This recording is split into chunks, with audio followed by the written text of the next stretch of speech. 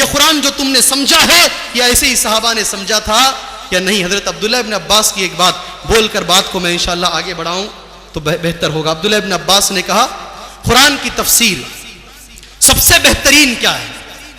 قرآن کی تفسیر قرآن کرے، یہ سب سے بہترین تفسیر ہے۔ عبداللہ ابن عباس اصول التفسیر میں کہتے ہیں قرآن کی تفسیر قرآن کرے، یہ سب سے بہتر ہے۔ سیکنڈ، قرآن کی تفسیر حدیث رسول سے ہو صلی اللہ علیہ وسلم۔ میں مثالیں بولوں تو شاید وقت میرا اس میں ضائع ہو جائے گا۔ ایک مثال ایسے ہی برسبیل تذکرہ قرآن کی تفسیر قرآن میں موجود ہے۔ قرآن کی ایک آیت میں موجود ہے تم پر خون حرام ہے۔ کیا ہے؟ حرمت علیکم المیتۃ والدم ولحم الخنزیر، آیا نمبر 3 سورہ المائدہ۔ اللہ نے کہا تم پر خون کھانا حرام ہے۔ اس میں کون سا خون ہے؟ ایک جمع ہوا خون بھی ہوتا ہے اور ایک بہنے والا خون بھی ہوتا ہے، کون سا ہے؟ قرآن نے دوسری جگہ پہ سورہ انعام میں اس کی تفسیر کر دی، دمم مسفوحا، بہتا ہوا خون حرام ہے۔ جو خون جمع ہوا ہے وہ خون، یا کوئی غلطی سے سمجھ لے گا خون کو جو ہے کاٹنے کے بعد جم جاتا ہے، وہ نہیں ہے۔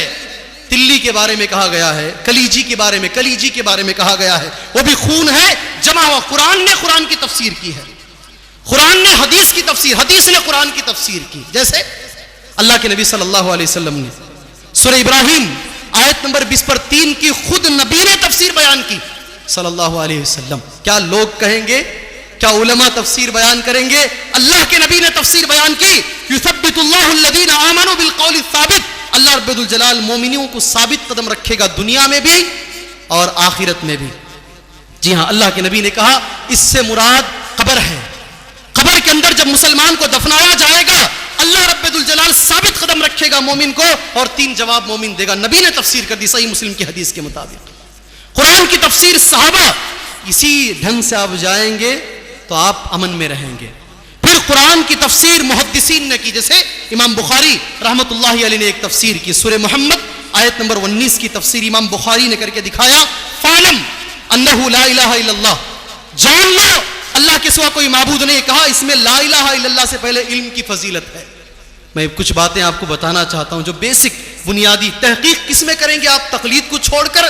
اگر تحقیق کریں گے تو بنیاد کیا ہونی چاہیے؟ اللہ کا کلام، نبی کریم صلی اللہ علیہ وسلم کی حدیث اور اسے سمجھنے کا طریقہ صحابہ کرام رضوان اللہ علیہم۔ یہاں یہ بھی میں آپ کے سامنے بتاتا چلوں، لوگ اپنا آئیڈیل بناتے ہیں، کوئی کسی فلمی ہیرو کو، کوئی کرکٹر کو، یہ زیادہ داڑھی چھوڑنے والوں کا کام ہے۔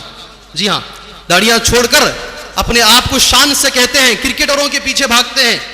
میں یہ آپ سے درخواست کروں گا، حکم نہیں، اگر کسی کو اپنا آئیڈیل بنانا ہے، اپنا ہیرو بنانا ہے، سب سے پہلے نمبر پر اللہ کے رسول ہیں صلی اللہ علیہ وسلم، اس کے بعد آپ کے دوست، آپ کے صحابہ۔ میں خالد جیسا بنوں گا رضی اللہ تعالیٰ عنہ، میں عبداللہ ابن عباس رضی اللہ تعالیٰ عنہ جیسا بنوں گا۔ اور برسبیل تذکرہ یہ بھی بتا دوں، حدیث نمبر 4990 پر 9 البخاری، صحیح بخاری میں حدیث ہے، اللہ کے نبی نے کہا 4 صحابہ سارے عالم کے اندر قرآن سب سے اچھا پڑھنے والے ہیں۔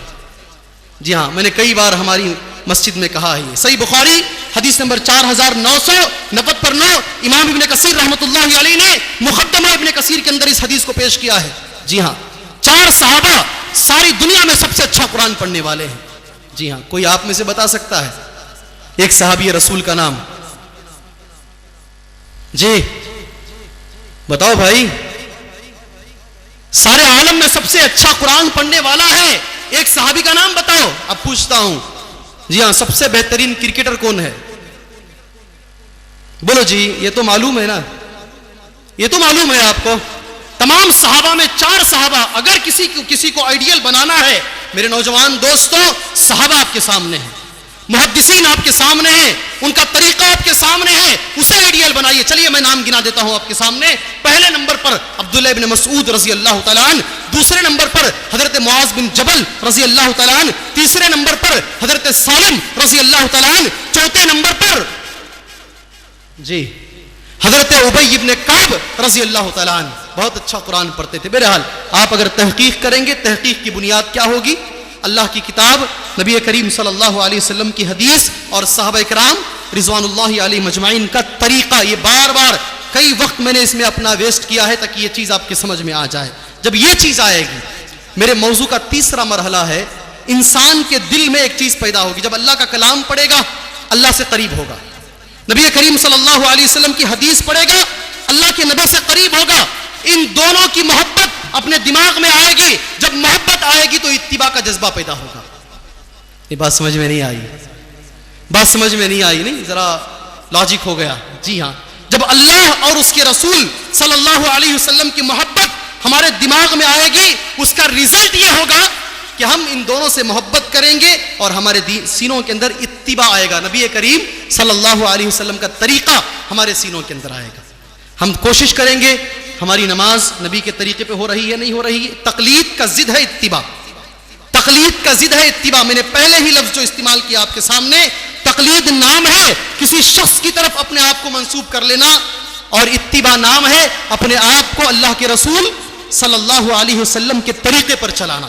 یہ دونوں میں سے کیا آپ کرنا چاہتے ہیں؟ میں نے پہلے ہی آپ سے سوال کیا ہے میرے دوستو. اتباع کا جذبہ پیدا ہوگا. اتباع, اللہ کے نبی صلی اللہ علیہ وسلم کی اتباع ہم کرنے کی کوشش کریں گے. کس کس چیز میں؟ اس کے تعلق سے کچھ آیتیں قرآن مجید کی میں آپ کے سامنے پڑھ کر ایک 10-15 منٹ میرے تقریباً باقی ہیں, انشاءاللہ میں اپنی بات کو ختم کر دوں گا. اللہ کے نبی صلی اللہ علیہ وسلم کے ہم طریقے کو تلاش کریں گے جب قرآن کی آیتیں اور حدیثوں کو ہم سمجھیں گے. اتباع کی فضیلت کیا ہے؟ تقلید کو ہٹائیے اور نبی کریم صلی اللہ علیہ وسلم کے طریقے پر عمل کرنے کی کوشش کیجیے. ہر چیز میں نبی کا طریقہ چاہیے. جو انسان اللہ کے نبی کا طریقہ آنے کے بعد اپنے باپ دادا کے طریقے پر جمع ہوا ہے, نبی کریم صلی اللہ علیہ وسلم کی حدیث آنے کے بعد اپنے آبا و اجداد کی حدیثوں پر جمع یا ان کے طریقوں پر جمع ہوا ہے, ایسے انسان کے بارے میں سورہ نساء آیت نمبر 115 بڑی پیاری سی آیت ہے. بڑی پیاری سی آیت ہے. میری بات مت لیجئے, اللہ کی بات ضرور لیجئے. اللہ نے کیا کہا ہے سورہ نساء آیت نمبر 115, وہ انسان جو تقلید پر جمع ہوا ہے اور رسول کریم صلی اللہ علیہ وسلم کی بات آنے کے باوجود بھی اسے ٹھکرا دیتا ہے, اس پر عمل نہیں کرتا, اس کے بارے میں اللہ نے کیا کہا ہے؟ اللہ کا بڑا بہترین کلام ہے, بڑی بہترین سی بات ہے. اللہ نے کہا وَمَن يُشَاقِقِ الرَّسُولَ, جو رسول کی مخالفت کرے گا. کس کی؟ رسول کی صلی اللہ علیہ وسلم. جو رسول کی مخالفت کرے گا, بات بڑی باریک ہے, من بعد ما تبین له الحق, اس کے سامنے حق واضح ہونے کے بعد, من بعد ما تبین له الحق, حق آنے کے بعد معلوم ہو گیا, دلیل ہے رفع الیدین کی, صحیح بخاری میں حدیثیں موجود ہیں رفع الیدین کی, معلوم ہو گیا. یہ معلوم ہونے کے بعد بھی وہ اللہ کے رسول صلی اللہ علیہ وسلم کے طریقے کو چھوڑ دیتا ہے. ایسے انسان کے بارے میں اللہ نے کیا کہا ہے؟ میری بات, علماء کی بات کو بازو رکھیے. اللہ نے کیا کہا؟ من بعد ما تبین له الهدى ويتبع غیر سبیل المؤمنین, اور صحابہ کے رستے کو چھوڑ کر دوسروں کے رستے پر جو چلتا ہے, اللہ نے کہا نولیہ ما تولی, وہ جدھر جا رہا ہے ہم اس کو ادھر ہی کر دیں گے, وہ جدھر بھاگ رہا ہے ہم اس کو ادھر ہی بھگا دیں گے, چھوڑ دیں گے اس کو ادھر ہی. یا ایک اور چیز دماغ میں رکھیں, میں آیت کو مکمل کروں گا اس سے پہلے کچھ لوگ سمجھتے ہیں, کچھ درگاہوں پر جا کر, کچھ مندروں پر بھی جا کر کے ہمارے مسلمان یہ سمجھتے ہیں ان کی مرادیں پوری ہو گئی ہیں. جی ہاں, جاتے ہیں درگاہوں پر جا کر اولیاء اللہ کی تعظیم کے نام پر ان کی عبادت کر کے آتے ہیں اور ایک عظیم شرک وہاں کر کے آتے ہیں. اللہ نے کہا ہے میرا بندہ جیسا سوچتا ہے میں اس کو ادھر ہی ڈھکیل دیتا ہوں. ہاں, آپ یہ سوچیں گے کہ اس درخت کے اندر کچھ ہے, اگر اللہ نے چاہا تمہاری مرادیں درخت سے دے دے گا, تم کو گمراہ کر کے چھوڑ دے گا. جی گمراہ کر کے. لوگ یہ سمجھتے ہیں یہاں کچھ کرامت, کوئی کرامت نہیں ہوتی, کوئی کرامت نہیں ہوتی. لوگوں کے انا عند ظن عبدی بھی, اللہ کا یہ حدیث قدسی ہے, انا عند ظن عبدی بھی, میرا بندہ میرے بارے میں جیسا گمان رکھتا ہے میں ویسے ہی کرتا ہوں. اگر وہ سمجھتا ہے میرے لیے اللہ کافی نہیں ہے, میرے لیے اللہ کے علاوہ اوروں کی بھی ضرورت ہے. جی ہاں, سورہ زمر کی آیت ہے الیس اللہ بکاف عبدہ, کیا اللہ بندے کے لیے کافی نہیں ہے, اس کے سوا کچھ اور کی بھی ضرورت ہے. اللہ نے سوال کیا ہے لوگوں سے, الیس اللہ بکاف عبدہ, اللہ اس کو اسی سے دیتا ہے. جی, جو انسان اللہ کے رسول صلی اللہ علیہ وسلم کا طریقہ چھوڑ کر دوسرے طریقوں پر عمل کرے گا, اللہ نے کہا نولیہ ما تولی, وہ جدھر جا رہا ہے ادھر ہی ہم کر دیں گے اس کو. وَنُصْلِهِ جہنم, وَنُصْلِهِ جہنم, اور ہم اسے جہنم پہنچائیں گے. جہنم میں داخل کریں گے، میرا کلام نہیں ہے، اللہ کا کلام ہے، میری بات نہیں ہے، وہ نصلیہ جہنم، ہم اسے جہنم رسید کریں گے، وساءت مصیرا، جہنم بہت بری جگہ ہے پہنچنے کی۔ اللہ نے کیا کہا؟ وساءت، نبی کی بات آنے کے بعد، نبی کی حدیث آنے کے بعد اپنی بات وہاں ڈالنے والا، ائمہ کی بات لانے والا، علماء کی بات لانے والا، آبا و اجداد کی بات لانے والا، غور سے سنیں اس آیت کریمہ کو۔ ایک اور آیت، اللہ کی کتاب، نبی کی حدیث پڑھنے کے بعد اتباع کا جو جذبہ ہے، نبی کی بات آنے کے بعد جو نبی کی بات چھوڑ دیتا ہے صلی اللہ علیہ وسلم، اس کا انجام کیا ہوگا؟ اللہ نے قرآن مجید میں سورہ نور آیت نمبر 60 پر 3، سورہ نور آیت نمبر 60 پر 3 اللہ نے کہا فَلْيَحْذَرِ الَّذِينَ، بچنا چاہیے، کیا کہا اللہ نے؟ بچنا چاہیے ان لوگوں کو جو نبی کی بات کی مخالفت کرتے ہیں۔ اللہ اکبر، ہمت اتنی ہے ان لوگوں میں، جی کتنی ہمت ہے لوگوں کے اندر، نبی کریم صلی اللہ علیہ وسلم کی بات کی مخالفت، پہلی چیز۔ دوسری چیز، نبی کی حدیث کو گالی، نبی کی حدیث کو گالی، ہاں حدیث کو خبیث کا لفظ استعمال کرتے ہیں اور گالی دیتے ہیں، اعوذ باللہ من الشیطان الرجیم۔ کیا ہمت، کیا مجال ان لوگوں کی، جی ہاں، فَلْيَحْذَرِ الَّذِينَ يُخَالِفُونَ عَنْ أَمْرِهِ، ڈرنا چاہیے ان لوگوں کو جو نبی کریم صلی اللہ علیہ وسلم کی حکم کی مخالفت کرتے ہیں، آپ کی بات کو آنے کے بعد چھوڑ کر دوسری باتوں کو اپناتے ہیں، انہیں کیا کرنا چاہیے؟ بچنا چاہیے، ڈرنا چاہیے۔ یخالفون عن امرہ، کس سے ڈرنا چاہیے؟ ان تصیبہم فتنہ، اللہ رب الجلال فتنہ نازل کرے گا۔ اے میرے موڑ بدری کے مسلمان دوستوں، کچھ بھی لے کے نہیں جائیں گے ہم اس دنیا سے، آپ اس آیت کو مجھ سے اچھا جانتے ہیں، آپ جانتے ہیں نبی کی حدیث آنے کے بعد کسی اور کی بات بیچ میں رکھنا یہ غلط ہے، اس سے فتنہ آئے گا۔ جی ہاں فتنہ آئے گا، ہم فتنہ نہیں پھیلا رہے ہیں، جو نبی کی حدیث پر عمل کرنے والا ہے وہ کبھی فتنہ نہیں پھیلا سکتا، جو نبی کی حدیث کو چھوڑنے والا ہے اللہ کہتا ہے اس سے فتنہ ہوتا ہے دنیا میں۔ جی قرآن کی آیت کیا کہتی ہے؟ آیت نمبر 60 پر 3 سورہ نور، کیا کہتا ہے قرآن؟ فَلْيَحْذَرِ الَّذِينَ يُخَالِفُونَ عَنْ أَمْرِهِ أَن تُصِيبَهُمْ فِتْنَةٌ، دنیا میں فتنہ کس سے آئے گا؟ جی اہل حدیثوں سے؟ اعوذ باللہ نہیں، جو حدیث کی عزت کرتے ہیں، جو نبی کی عزت کرتے ہیں صلی اللہ علیہ وسلم، ان سے نہیں۔ اللہ کہتا ہے جو نبی کی بات کو چھوڑتے ہیں فتنہ ان سے آتا ہے۔ یخالفون عن امرہ ان تصیبہم فتنہ او یصیبہم عذاب علیم، صرف فتنے سے اللہ نے اکتفا نہیں کیا، ساتھ میں اللہ نے یہ بھی کہا بڑے بڑے عذاب دوں گا، کافروں کے ذریعے سے پٹواؤں گا، تمہیں ذلیل کروں گا، رسوا کروں گا اگر نبی کی حدیث کو چھوڑ دو گے۔ ہو رہا ہے نہیں ہو رہا ہے؟ ہو رہا ہے نہیں ہو رہا ہے؟ جی کیا کریں گے اس آیت کا؟ آپ کیا کریں گے اس آیت کا؟ وہ لوگ جو نبی کی حدیث آنے کے بعد چھوڑتے ہیں، کتنی پاک آیت ہے قرآن کی، ان امرہ ان تصیبہم فتنۃ او یصیبہم عذاب علیم، فتنہ اللہ ڈالے گا یا عذاب علیم اللہ تبارک و تعالیٰ لے کر کے آئے گا۔ اور آگے بڑھے، قرآن مجید کی ایک اور آیت میں آپ کے سامنے پڑھ کر کے سنا دوں۔ وہ انسان جو نبی کریم صلی اللہ علیہ وسلم کی بات کے آگے اپنی رائے پیش کرتا ہے، وہ انسان کو چاہیے کہ وہ یہ آیت غور سے سنے۔ سورہ احزاب کی بڑی پیاری سی آیت ہے۔ کسی مسلمان کے لیے چاہے وہ امام ابو حنیفہ رحمۃ اللہ علیہ ہو، یا امام مالک رحمۃ اللہ علیہ ہو، یا امام شافعی رحمۃ اللہ علیہ ہو، یا پھر کوئی بھی ہو، کسی کے لیے بھی اجازت نہیں ہے، میری بات نہیں، اللہ کی بات ہے۔ وما كان لمؤمن ولا مؤمنۃ، کسی مومن مرد یا کسی مومن عورت کے لیے جائز نہیں ہے۔ اللہ نے کہا ہے، کیا جائز نہیں ہے؟ جی سورہ احزاب کی آیت ہے، کیا جائز نہیں ہے؟ وما كان لمؤمن ولا مؤمنۃ اذا قضى الله ورسوله امرا، جب اللہ اور اس کے رسول کسی چیز کا فیصلہ کر دے، اپنی طرف سے ٹانگ اڑانے کا کسی کو اختیار نہیں ہے بیچ میں۔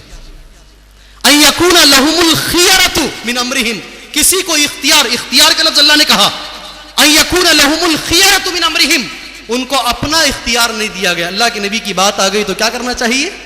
صلی اللہ علیہ وسلم اللہ کے لیے درود پڑھیے گا۔ نبی کریم صلی اللہ علیہ وسلم کا جب بھی نام آتا ہے ضرور درود پڑھیے گا اور بخیلی کرنا چھوڑ دیجئے گا۔ ہاں لوگ بولتے ہیں اہل حدیثوں میں رسول کریم صلی اللہ علیہ وسلم کی عزت نہیں ہے. اللہ جانتا ہے جتنی عزت ہم کرتے ہیں اتنی وہ جانتے بھی نہیں ہیں. کیا ہے؟ جتنی عزت اللہ کے فضل و کرم سے، اللہ کے فضل و کرم سے نبی کی جتنی عزت صلی اللہ علیہ وسلم ہم کرتے ہیں اتنا وہ جانتے بھی نہیں ہیں. جتنا عشق ہمیں ہے ہمارے رسول پاک صلی اللہ علیہ وسلم سے اتنا وہ معلوم بھی نہیں رکھتے ہیں کہ کیا ہے عشق، کیا ہے نبی کریم صلی اللہ علیہ وسلم سے محبت کے تقاضے کیا ہیں وہ جانتے بھی نہیں ہیں میرے بھائی، وہ جانتے بھی نہیں ہیں. دوسری قرآن مجید کی آیت، 3 آیتیں اتباع کے بارے میں نے پڑھی ہے. ایک اہم آیت جو میں نے پہلے پڑھی، ایک بار اور وہ آیت پڑھ کر کچھ باتیں میں آپ کے سامنے بتا کر انشاءاللہ اپنی بات کو میں ختم کر دوں گا. پہلے نمبر پہ میں نے ایک آیت آپ کے سامنے پڑھی تھی، سورہ آل عمران آیت نمبر 30 پر 1. پھر دوبارہ یہی آیت کریمہ میں آپ کے سامنے پڑھ کر 2-3 سوالات کر اپنی بات میں ختم کر دوں. اللہ کا کلام ہے، قل ان کنتم تحبون اللہ فاتبعونی یحببکم اللہ ویغفر لکم ذنوبکم. بڑی پیاری سی آیت ہے. کہیے اے محمد صلی اللہ علیہ وسلم، اگر تم دعویٰ کرتے ہو کہ تمہیں اللہ سے محبت ہے تو میری اتباع کر کے دکھاؤ. کیا ہے؟ کیا ہے یہ؟ اس کو علماء نے، میں نے پہلے بھی کہا، عبداللہ بن عباس نے کہا یہ آیت آیت الامتحان ہے، یہ ترازو ہے، اس میں تولا جاتا ہے کہ کون صحیح ہے اور کون غلط ہے. صرف نام سے بینر پہ لکھ دینا ہمیں محبت ہے اللہ کے رسول صلی اللہ علیہ وسلم سے، یہ کافی نہیں ہے. ہم کتنی اتباع کرتے ہیں، کس کس میں اتباع کرنی چاہیے، یہ میرا دوسرا سوال ہے. کس کس چیز میں ہمیں اللہ کے نبی صلی اللہ علیہ وسلم کو آئیڈیل پرسنالٹی بنانی چاہیے، یا ہمیں اتباع کس کس چیز میں کرنی چاہیے. میں کچھ نام آپ کے سامنے گناتا ہوں. سب سے پہلے عبادتوں میں. کس میں؟ عبادتوں میں اللہ کے نبی صلی اللہ علیہ وسلم کے طریقے کو فالو کرنا چاہیے. سیکنڈ نمبر پر اخلاق میں ہمارے نبی کریم صلی اللہ علیہ وسلم کے جو اخلاق تھے ان اخلاق کو اپنانے کی کوشش کرنی چاہیے، اس لیے کہ اخلاق میں آپ سے بڑا کوئی نہیں ہے. انک لعلی خلق عظیم، بے شک آپ بہت بڑے اخلاق پر فائز ہیں. اخلاق میں ہمیں نبی کو دیکھنا چاہیے صلی اللہ علیہ وسلم. آپ کیسا بولتے تھے، آپ کے بولنے کا انداز کیا تھا، آپ کس طریقے سے گفتگو کرتے تھے، آپ کے کیا اخلاق تھے، یہ ہمیں دیکھنا چاہیے. 2 چیزیں. تیسری چیز معاملات میں. کیا ہے؟ شاید بات سمجھ میں نہیں آ رہی ہے، کچھ لوگوں کو سمجھ میں آ رہا ہے، کچھ لوگ اس سے ذرا جی چہروں سے پتہ چلتا ہے کہ حضرت یہ باؤنس ہو رہا ہے، اوپر جا رہی ہے ساری کی ساری بات. جی معاملات میں ہمارے لوگ عبادت میں ٹھیک ہیں الحمدللہ، اللہ کا فضل و کرم ہے، اور بھی اللہ ہمیں ہدایت پر لائے. اور جو لوگ عبادت میں نبی کا طریقہ چھوڑ کر ہیں صلی اللہ علیہ وسلم، ان کے لیے اللہ سے دعا ہے اللہ انہیں نبی کریم صلی اللہ علیہ وسلم کے طریقے پر لے کر کے آئے. لیکن جو مسئلہ ہے اخلاق اور معاملات کا، ایک دوسرے سے معاملہ، ایک دوسرے سے تجارت، ایک دوسرے سے بیپار اللہ کے نبی صلی اللہ علیہ وسلم جیسے کرتے تھے ویسے ہی کرنا ہے ہمیں. جی حضرت آ رہوں، ظہر کی نماز میں مل رہوں، جی ہاں ظہر بھی ہو گئی، عصر بھی ہو گئی، دوسرے دن مل کر بولتا ہے جی ہاں حضرت سو گیا تھا. وعدہ کیا ہے نبی کریم صلی اللہ علیہ وسلم کا، معاملہ کیسا ہوتا تھا اللہ کے نبی صلی اللہ علیہ وسلم کا، ہم نے اپنی آنکھوں سے دیکھا ہے. جی ہاں نکل گیا گھر سے، گھر میں سو رہا ہے، 10 منٹ میں پہنچ جاؤں گا آپ کے پاس. ارے جھوٹے انسان، اللہ مجھے بھی ہدایت دے، اللہ آپ کو بھی ہدایت دے. جھوٹ. اللہ کے نبی صلی اللہ علیہ وسلم نے سچائی کا ہمیں پیغام دیا ہے معاملات میں. ورنہ وقت ہوتا میں اور بولتا آپ کے سامنے، وقت تنگ ہوتا جا رہا ہے، اس لیے میں بات کو سمیٹ رہا ہوں. معاملات میں ہمارے لیے آئیڈیل کون ہے؟ اللہ کے نبی صلی اللہ علیہ وسلم. ایک چیز ہے عادت. کیا بولتے ہیں؟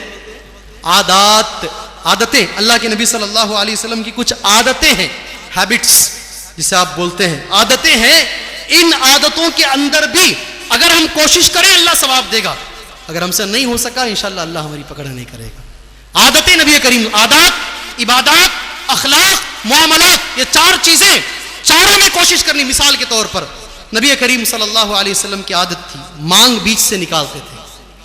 یہ جو مانگ ہے، بالوں میں جو مانگ نکالتے ہیں بیچ سے نکالتے تھے. اگر ہمارے بال ہی اتنے نہیں ہیں، ہم نکال نہیں پاتے ہیں، انشاءاللہ اللہ معاف کرے گا، کوئی حرج نہیں. عادتیں اللہ کے نبی صلی اللہ علیہ وسلم کے سامنے واضح کر دوں میں، اتنے لوگ بھی بیٹھے ہیں، ایک جانور پکا کر پیش کیا گیا نبی کریم صلی اللہ علیہ وسلم کے سامنے. جی آپ جانتے ہیں وہ جانور کا نام کیا ہے جی؟ بولیے گھوڑ پھوڑ. ہاں یہ بھی ایک یہ ہے، یہ مکروہ ہے، یہ فلاں ہے، یہ فلاں ہے. تحلیل و تحریم کا ٹھیکہ کچھ لوگوں نے لے رکھا ہے. وہ لوگ بتاتے ہیں جی وڑو، اللہ جزائے خیر دے جامع صاحب کو، وڑو بھائی وڑو، گھوڑ پھوڑ کو شاید آپ لوگ وڑو کے نام سے جانتے ہیں. یہ جانور پکا کر نبی کریم صلی اللہ علیہ وسلم کے سامنے رکھا گیا. اللہ کے نبی صلی اللہ علیہ وسلم نے اس برتن کو اٹھا کر بازو رکھ دیا. سامنے ایک صحابی بیٹھے تھے جی، آپ جانتے ہیں ان کا بھی نام خالد ابن ولید رضی اللہ تعالی عنہ. اللہ مجھے آپ کو امت کے ہر نوجوان کو وہ شجاعت خالد اللہ عطا فرمائے ہمارے اندر. جی ایک بھی جنگ انہوں نے نہیں ہارا ہے اپنی زندگی کے اندر، ایک بھی نہیں ہارا ہے. اللہ کے نبی نے ہٹایا تو خالد نے پوچھا رضی اللہ تعالیٰ عنہ کیا یہ حرام ہے؟ کہا نبی نے کہا میری عادت نہیں ہے، میں نے نہیں کھایا ہے یہ زندگی میں. جی ہاں مجھے اچھا نہیں لگتا ہے. تو حضرت خالد نے کھا لیا. اللہ کے نبی صلی اللہ علیہ وسلم نے کچھ بھی نہیں کہا ان سے. عادتیں کچھ ہوتی ہیں. زیتون اللہ کے نبی کو پسند ہے، اللہ کے نبی کو سرکہ پسند ہے صلی اللہ علیہ وسلم.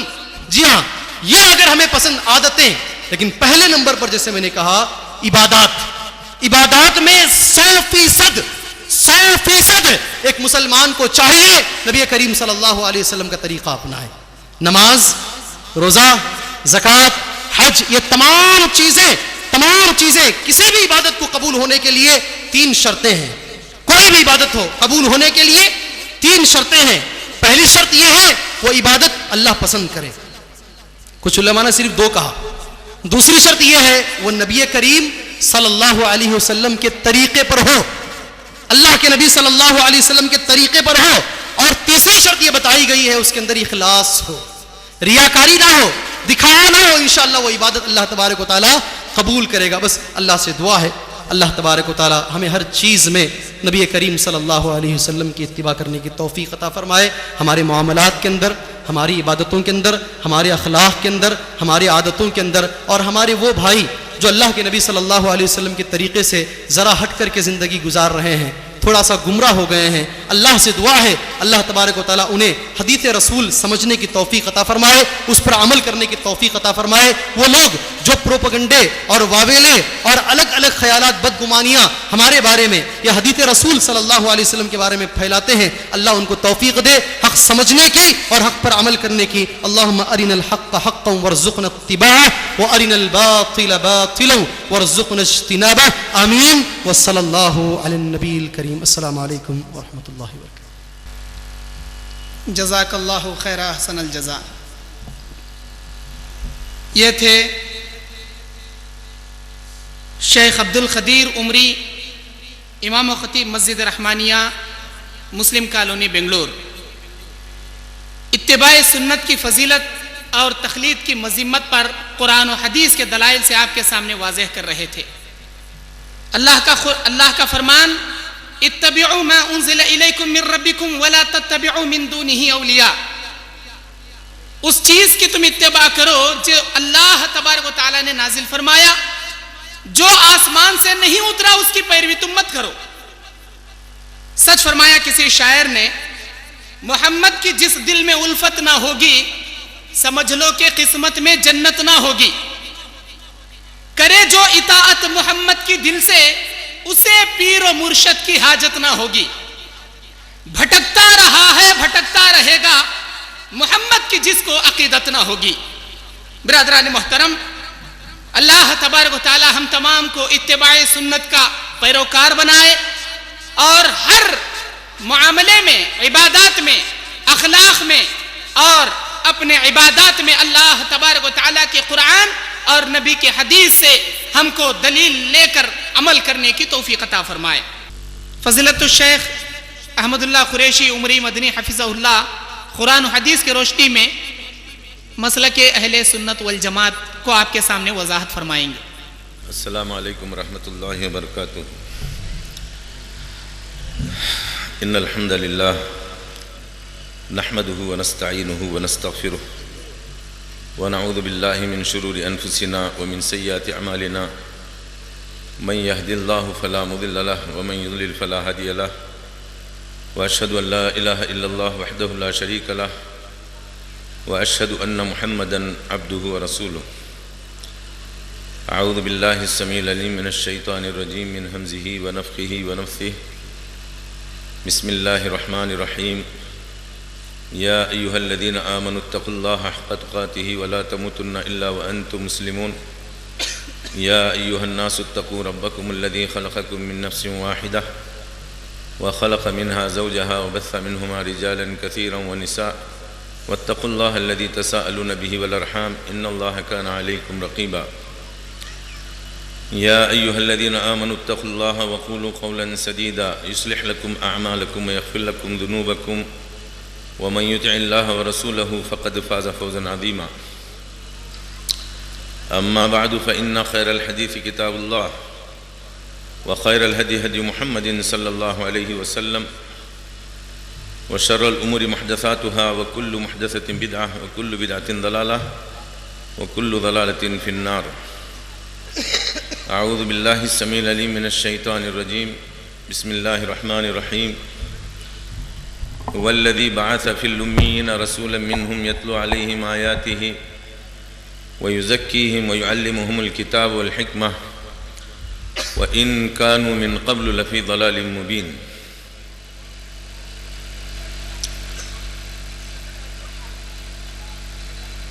اس سٹیج پر بیٹھے ہوئے علماء کرام، معزز سامعین اور خواتین اسلام، آج اس سٹیج پر مجھے جو موضوع دیا گیا ہے اس موضوع کے تعلق سے مہینے لگیں گے اس کی وضاحت کرنے کے لیے،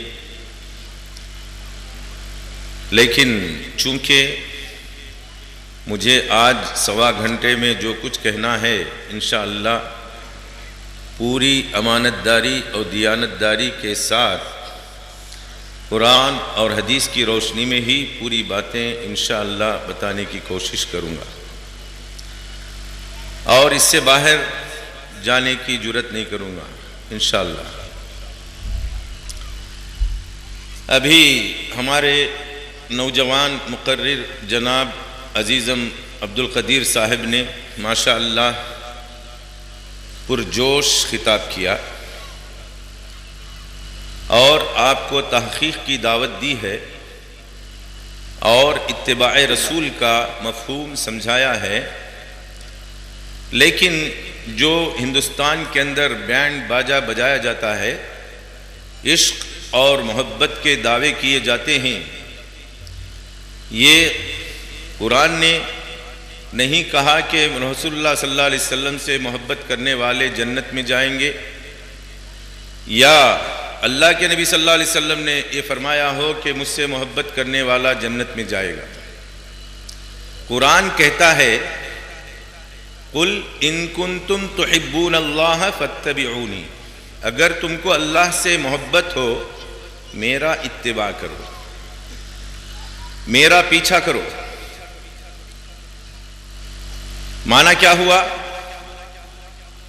ابو طالب کا رد ہے، ان کی ماں کا رد ہے، اور دنیا میں بہت سے چاہنے والوں کا رد ہے جو اتباع کرے بغیر رسول اللہ صلی اللہ علیہ وسلم کی محبت کے دعوے دار ہیں یا عشق کے دعوے دار ہیں۔ حالانکہ عشق کا لفظ درست نہیں ہے، اس کے اندر سیکس ہوتا ہے۔ اگر کوئی بچہ اپنی ماں سے یا باپ سے کہے ابا جان میں آپ سے عشق کرتا ہوں تو ایک تھپڑ مارے گی، باپ بھی ایک تھپڑ مارے گا۔ محبت بالکل پاکیزہ لفظ ہے جس کو قرآن نے بیان کیا ہے اور احادیث مبارکہ نے بیان کیا ہے۔ تو یہاں اللہ تعالیٰ نے وعدہ یہ فرمایا کہ دنیا میں آپ سے محبت کرنے والے بہت ہوں گے، اتباع کرنے والے نہیں ہوں گے۔ اتباع شرط ہے جنت میں جانے کی، اتباع شرط ہے جنت میں جانے کی۔ تو معلوم یہ ہوا اتباع کے بغیر نعرے لگانے سے اللہ خوش نہیں ہوتا اور جنت میں کوئی شخص نہیں جا سکتا. اگر جانا ہے ابو طالب پہلے جنت میں جانے والے ہوں گے، یا ان کی ماں پہلے جنت میں جانے والی ہوگی. کیوں؟ اس بچے سے بے حد محبت کرتے تھے یہ دونوں شخصیتیں. کیا ان کی ماں نفرت کرتی تھی؟ کیا ان کے چچا نفرت کرتے تھے؟ نہیں، ایسی بات نہیں ہے. بہت محبت کرتے تھے، بہت حفاظت کرتے تھے، لیکن اس کے باوجود ان کا کوئی عمل قابل قبول اس لیے نہیں رہا کہ انہوں نے آپ کی اتباع نہیں کی. فاضل مقرر نے ماشاءاللہ اللہ تعالیٰ ان کے علم میں اضافہ فرمائے اور ان سے اور خدمات لے اور ان کے حوصلوں کو اللہ تعالیٰ بلند فرمائے. جو کچھ انہوں نے کہا ہے آپ اس پر عمل کرنے کی کوشش کریں اور مجھے بھی اللہ تعالیٰ اس پر عمل کرنے کی توفیق عطا فرمائے. اب میں نے جو آیت تلاوت کی ہے، اس آیت کے اندر اللہ تعالیٰ پوری طریقے سے وضاحت کر دیا، جس میں ان کے جواب میں یہ آیت نہیں آئی تھی کہ لوگ کہتے ہیں کہ 17 علوم کی ضرورت ہے، فقہ کی، نحو کی، حدیث کی، تفسیر کی، تاریخ اسلامی کی، اور اسی طریقے سے مختلف فصاحت اور بلاغت کی تمام کتابوں کے مطالعے کے بعد ہی قرآن سمجھ میں آ سکتا ہے. یہ کہنے والے یا تو قرآن نہیں پڑھتے یا تو احادیث مبارکہ پر درک نہیں رکھتے. کیوں؟ جو خالق کائنات ہے وہ یہ کہتا ہے هو الذی بعث فی الامیین رسولا منہم. ان پڑھوں کے اندر جو لکھنا پڑھنا نہیں جانتے تھے ان کے اندر اللہ نے ایک رسول کو بھیجا. کیا بھیجا؟ یتلو علیہم آیاتہ، اللہ کی آیتوں کو تلاوت کر کے بتاتا ہے. وَيُزَكِّيهِمْ، ان کا تزکیہ کرتا ہے، دلوں کو، دماغ کو شرک اور تمام خرافات اور بدعات کی گندگیوں سے پاک کرتا ہے. وَيُعَلِّمُهُمُ الْكِتَابِ، قرآن سکھاتا ہے، والحکمہ، حدیث سکھاتا ہے.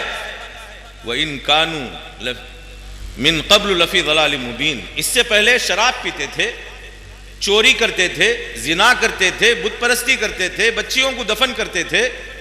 اللہ نے ضلال مبین کا لفظ استعمال کر کے فرمایا دنیا کی ساری خرابیاں تھیں مگر ہمارا رسول قرآن مجید کی تلاوت کر کے ان کو پڑھایا، سکھایا، سیکھ گئے.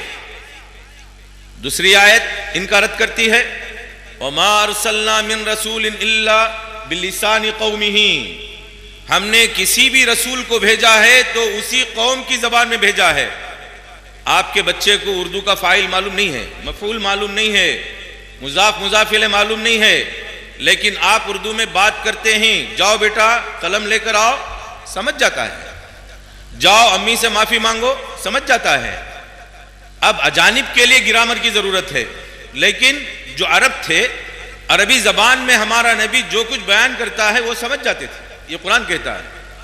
پھر اللہ تعالیٰ نے علماء کی ذمہ داریوں کو ذکر کرتے ہوئے قرآن مجید کے اندر فرمایا وَلْتَكُمْ مِنْكُمْ طَائِفَةٌ لِيَتَفَقَّهُ فِي الدِّينِ، تم میں سے پوری دنیا علم سیکھے گی تو علماء دین سیکھ کر کے اپنی قوم کو آ کر کے ڈرانا چاہیے. لِيُنذِرُوا قَوْمَهُمْ إِذَا رَجَعُوا إِلَيْهِمْ لَعَلَّهُمْ يَحْذَرُونَ. تو معلوم یہ ہوا علماء کا کام سیکھ کر کے جس جس زبان میں ان کی قوم بات چیت کرتی ہے اللہ تعالیٰ کا پیغام سکھانا چاہیے ان کو، اور یہ بالکل آسان ہے اور سمجھ میں آ جاتی ہے. اب اللہ کے نبی صلی اللہ علیہ وسلم نے بغیر کسی تخصیص کے فرمایا مَن يُرِدِ اللَّهُ بِهِ خَيْرًا يُفَقِّهُ فِي الدِّينِ. یہ جو فقہ کے نام سے موٹے موٹے بنڈل جو بنائے گئے ہیں یہ فقہ نہیں ہے. اس فقہ کو اگر آپ تسلیم کر لیتے ہیں یہ لکھنے والا نبی نہیں ہے، غیر نبی ہے. اگر آپ نے اس کو پورے مجموعے کو مان لیا تو آپ نے مکمل دین کا انکار کر دیا. کیوں؟ اور یہ بھی آپ نے اقرار کیا کہ رسول 23 سال گونگا تھا, کچھ نہیں بتایا. 23 سال گونگا تھا, کچھ نہیں بتایا, اماموں نے آ کر کے بتایا ہے. تو ہمارے رسول صلی اللہ علیہ وسلم کی اس میں عزت ہے یا توہین؟ فقہ کس کو کہتے ہیں؟ میں آپ کو معاذ ابن جبل کی وہ روایت جس سے یہ لوگ استدلال کرتے ہیں میں بتاتا ہوں. معاذ ابن جبل رضی اللہ تعالیٰ عنہ کو رسول اللہ صلی اللہ علیہ وسلم نے اپنی زندگی میں یمن کی طرف گورنر بنا کر کے بھیجا. پوچھا بما تحکم یا معاذ, اے معاذ کس کے ذریعے فیصلہ کرو گے؟ احکم بکتاب اللہ, اللہ کے رسول آپ نے جو قرآن مجید ہم کو سکھایا ہے, لوگ فیصلہ لے کر کے آئیں گے تو میں وہ کتاب کے ذریعے فیصلہ کروں گا. وَإِن لَّمْ تَجِدْ, ذہن میں رکھیے رسول اللہ صلی اللہ علیہ وسلم زندہ ہیں اور پورا اسلام مکمل نہیں ہوا. آپ نے ان سے سوال کیا, اسلام کی تکمیل نہیں ہوئی, قرآن مجید کی تکمیل نہیں ہوئی, اگر تم اس کے اندر کوئی مسئلہ نہیں پا سکو کیا کرو گے؟ وہ بسنت رسول اللہ, رسول اللہ صلی اللہ علیہ وسلم کی سنت کو تلاش کروں گا. وَإِن لَّمْ تَجِدْ, اگر اس میں بھی نہ پاؤ موجودہ مسائل کو تو کیا کرو گے؟ اجتہد ولا آلو, میں اجتہاد کروں گا, واپس نہیں آؤں گا, اجتہاد کر کے لوگوں کو بتاؤں گا. اللہ کے رسول صلی اللہ علیہ وسلم نے ان کو دعا دی, اللہم وفق رسول اللہ, اے اللہ, اللہ کے رسول کے قاصد کو تو نے نیک توفیق عطا فرمائی ہے. اور اجازت نبوت کے دربار سے معاذ ابن جبل رضی اللہ تعالیٰ عنہ کو ملی, اور یہ واحد صحابی ہیں جن کو رسول اللہ صلی اللہ علیہ وسلم نے اجتہاد کی اجازت دی. کیا آپ بتا سکتے ہیں کہ اجتہادات معاذ کسی کتاب کی شکل میں ہے؟ اجتہادات معاذ کسی کتاب کے شکل میں موجود نہیں ہے. کیوں؟ ان کو ویسے مسائل پیش ہی نہیں آئے. یہ ایسا دین ہے جس میں رسول اللہ صلی اللہ علیہ وسلم نے من وعن تمام باتیں سکھا دی ہیں. اللہ ماشاء اللہ آج کے زمانے میں انشورنس کے بارے میں اجتہاد کیا جا سکتا ہے نا, چاند پر جا کر نماز پڑھنے کے تعلق سے سوال کیا جا سکتا ہے, اور اسی طریقے سے بینکنگ اکاؤنٹ کے تعلق سے سوال کیا جا سکتا ہے. جتنے محارم ہیں جو آج مسلمانوں کو بقدر ضرورت استعمال کرنے کی اجازت ملتی ہے قرآن اور حدیث کی روشنی میں, اس پر علماء تحقیق کر کے مسائل نکالیں گے اور بتائیں گے, اور یہ قیامت تک چلتا رہے گا. مگر انہوں نے کتنی بڑی بے ایمانی کی معلوم؟ اصول فقہ میں اجتہاد کا دروازہ بند کر دیا. کہتے ہیں یہ 4 اماموں کے علاوہ کسی کو اجتہاد کا حق نہیں ہے. کہاں ہے یہ امام؟ کون ہے؟ تم نے جس کو امام بنایا ہے اللہ اسے مان لے گا, یا اللہ جس کو امام بنایا ہے اللہ اسے مانے گا؟ اللہ جسے امام بنایا اسے ہم لوگ ماننا ہے. حنفی اپنے بڑے کو امام بنا لیا, اللہ نے بنایا نہیں, پھر کیسے دلیل بن سکتی ہے؟ شافعیوں نے امام شافعی رحمت اللہ علیہ کو دلیل بنا لیا, بڑا بنا لیا. اللہ نے جسے بنایا اس کا نام بتاؤ, وہ ہے محمد صلی اللہ علیہ وسلم, آمینہ کا لال. ان کو آپ جب تک اکابر اسلام نہیں سمجھیں گے, موسیٰ کو, ابراہیم کو, عیسیٰ کو, اسحاق کو, یہ سب کے سب بزرگان دین ہیں جن کو اللہ تعالیٰ نے دنیا کے اندر اپنے اپنے زمانے میں امامت کا عہدہ دے کر کے بھیجا, اور یہ اللہ کی طرف سے بنائے گئے بڑے بڑے لوگ ہیں. کیا قرآن میں کسی امام کا ذکر ہے یا کسی اور مذہب کا ذکر ہے؟ جو یہ بعد میں مذاہب بنا لیے گئے، یہ موضوعات ہیں، یہ بنائے گئے مسالک اور مذاہب اللہ نے نہیں بنائے، نبی نے نہیں بنائے. اللہ نے جو مسلک اور مذہب بنایا اس کی حفاظت کا ذمہ لے لیا. وہ ہے کون؟ قرآن اور سنت. اور یہ قرآن و سنت کیسے؟ یہ لوگ زبان سے تو انکار کرتے ہیں مگر عمل سے اور دل سے اس کا اقرار کرتے ہیں.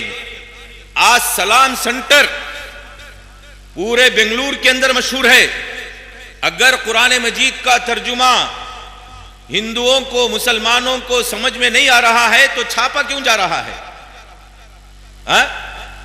ایک ٹیلی گرام ہمارے بچپن میں آتا تھا انگریزی میں، تو جو انگریزی جانتا تھا اس کے پاس جا کر کے مدعا پوچھ کر کے معلوم کر لیتا تھا.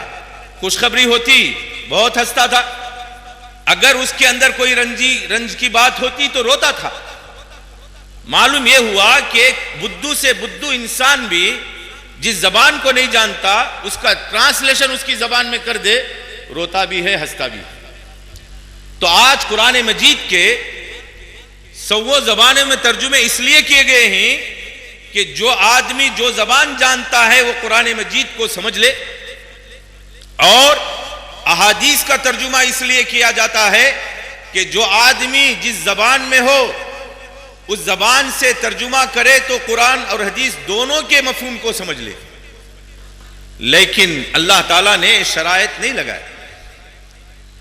یہ سب اجانب کے اسلام میں داخل ہونے کی وجہ سے علم نحو وجود میں آیا، علم صرف وجود میں آیا، فصاحت اور بلاغت وجود میں آئے. اور اسی طریقے سے دنیا کے سارے علوم، جس کو امام ابن تیمیہ رحمہ اللہ نے کہا لولا القرآن لحرمت الدنیا بثلاثمائۃ فنون، اس دنیا کے اندر قرآن مجید نہیں ہوتا تو پوری دنیا 300 فن سے محروم ہو جاتی. اللہ اکبر، یہ وہ قرآن ہے.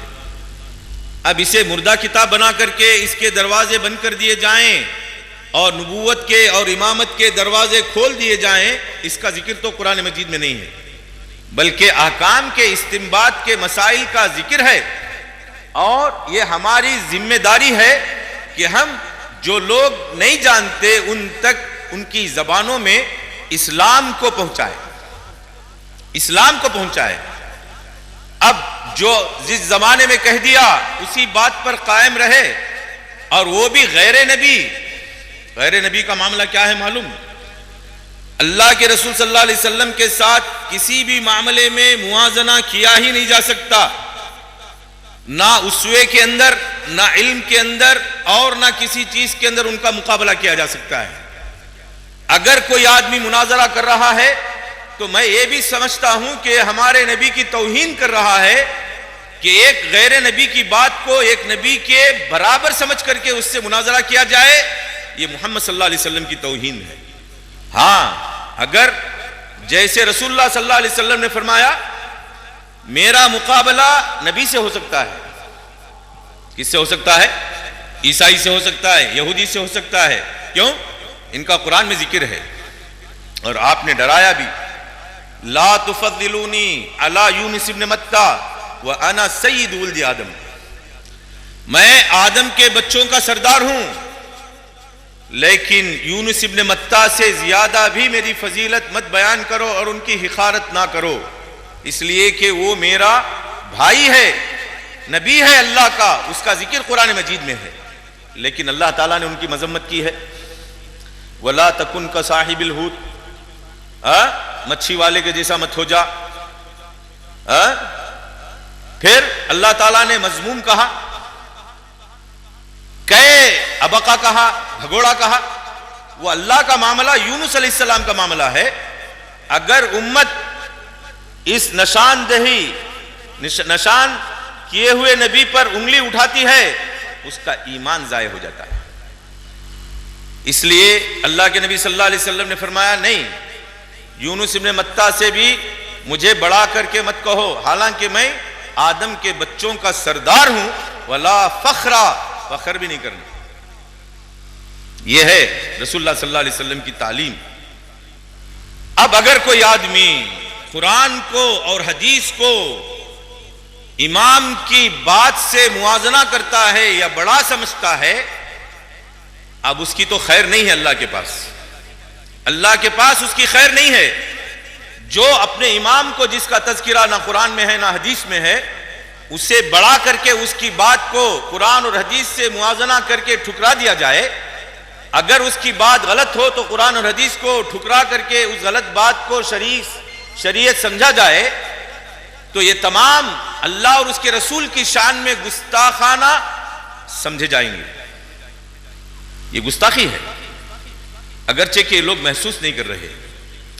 ہمارا عقیدہ یہ ہے اللہ اور اس کے رسول سے بڑھ کر کوئی نہیں ہے، جس کا ذکر قرآن مجید میں ہے، جس کی اطاعت کا حکم قرآن مجید میں ہے، اور جس نے اللہ اور اس کے رسول کی اطاعت کر لی وہ بڑی کامیابی حاصل کر لیا۔ وَمَن يُطِعِ اللَّهَ وَرَسُولَهُ فَقَدْ فَازَ فَوْزًا عَظِيمًا، اور اطاعت کی بنیاد پر ہی جنت میں جائے گا۔ آیت کہتی ہے وَمَن يُطِعِ اللَّهَ وَرَسُولَهُ فَقَدْ فَازَ فَوْزًا عَظِيمًا، حدیث کہتی ہے عن ابی ہریرہ رضی اللہ تعالی عنہ قال قال رسول اللہ صلی اللہ علیہ وسلم ان کل امتی يدخلون الجنہ الا من ابا، میری امت کا ہر فرد، کل کا معنی مجموعہ، جیسے کلو بنی آدم، آدم کے تمام بچے، یہاں بھی کل امتی، میری امت کا ہر فرد، ذرا تفریق کرنا پڑے گا۔ امت کس کو کہا جائے گا؟ جو رسول کو مانتا ہے اسے امت کہا جائے گا، جو غیر رسول کو مانتا ہے اسے امت نہیں کہا جائے گا، فرقہ کہا جائے گا۔ اللہ کے رسول نے فرقے کی جنت میں جانے کی گارنٹی نہیں دی، بلکہ آپ نے فرمایا میری امت کا ہر فرد، میرا کلمہ پڑھنے والا، مجھے اپنا نبی تسلیم کرنے والا، مجھے فخر ہوگا کہ یہ میری امت کا فرد ہے۔ اور شادی میں بھی اللہ کے نبی صلی اللہ علیہ وسلم نے مسلمانوں کو ترغیب دلاتے ہوئے فرمایا تزوجوا الولود الودود فإنی اباہی بکم الامم یوم القیامہ، کثرت سے بچے دینے والی سے شادی کرو اور ان کو میرا امتی بناؤ۔ یہ نہیں فرمایا فرقہ بناؤ، میرا امتی بناؤ، میری کثرت سے جو امت ہوگی اس پر میں فخر کروں گا۔ کب؟ قیامت کے دن موسیٰ علیہ السلام روتے ہوئے کہیں گے اے اللہ میرے بعد ایک لڑکے کو تو نے بھیجا اور اس کی تعلیمات سے میری تعداد سے زیادہ اس کی امت ہو گئی ہے، افسوس کریں گے، روئیں گے۔ تو معنی یہ ہوا میں فخر کروں گا کہ میرے تعلیمات کو سیکھنے والے، شہوت رانی کے لیے جو شادی کرتا ہے وہ مذموم ہے، امتی بنانے کے لیے جو اولاد کو پیدا کرتا ہے یہ ممدوح ہے شریعت کی نظر میں، اور فرقہ بنانے کے لیے، فرقے کی زیادتی کے لیے اولاد کو جنتا ہے یہ بھی مذموم ہے۔ تو رسول اللہ صلی اللہ علیہ وسلم نے امت کہا، اور اللہ تعالیٰ نے بھی فرمایا ان ہذہ امتکم امۃ واحدہ، یہ ایک ہی امت ہے، 73 فرقے نہیں۔ صحابہ نے کہا